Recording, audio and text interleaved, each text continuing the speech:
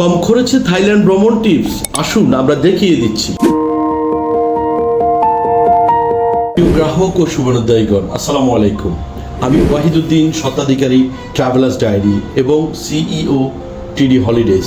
প্রতিবারের মতো আবারও আপনাদের সামনে হাজির হয়েছি খুবই গুরুত্বপূর্ণ কিছু প্রশ্ন এবং প্রশ্ন উত্তর পর্বে। ফেসবুকে খুব চমৎকার একটা প্রশ্ন পেয়েছি, যেটা প্রশ্নটা আপনারও হতে পারে আপনার ভাইয়ের অথবা আপনার পরিবারের কারণে।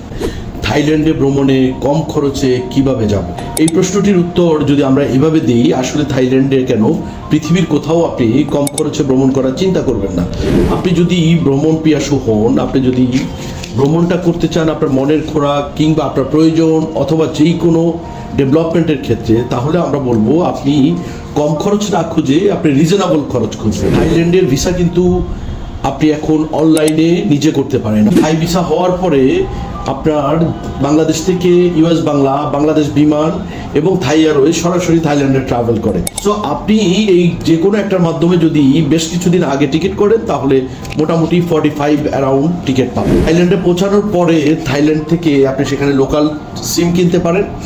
সেখানে বিভিন্ন প্রাইসে সিমের প্যাকেজ আছে, 200, 250, 300 থেকে শাটল সার্ভিসে আপনার হোটেলে যেতে পারেন। হোটেলটা আপনি অনলাইনে করতে পারেন, আগোডা, বুকিং.com সহ, ট্রিপ.com আরও অনেক প্ল্যাটফর্ম আছে, সেখান থেকে আপনি সরাসরি নিজে করতে পারেন। থাইল্যান্ডে ইনড্রাইভ, গ্র্যাব, এছাড়াও উবার, এই ধরনের অ্যাপসগুলো খুব চলে। আপনি যে কোনো একটা অ্যাপস, বোল্ট আর একটা উল্লেখযোগ্য অ্যাপস, এই অ্যাপসগুলো অ্যাক্টিভ করে আপনি সুবর্ণভূমি এয়ারপোর্ট থেকে আপনি আপনার হোটেল পর্যন্ত ভ্রমণ করতে পারেন। তো অ্যারাউন্ড আপনি একটা হোটেল 1000-1200-র মধ্যে আপনি ব্যাংককে মোটামুটি 3 স্টারের ভালো হোটেল পেতে পারেন।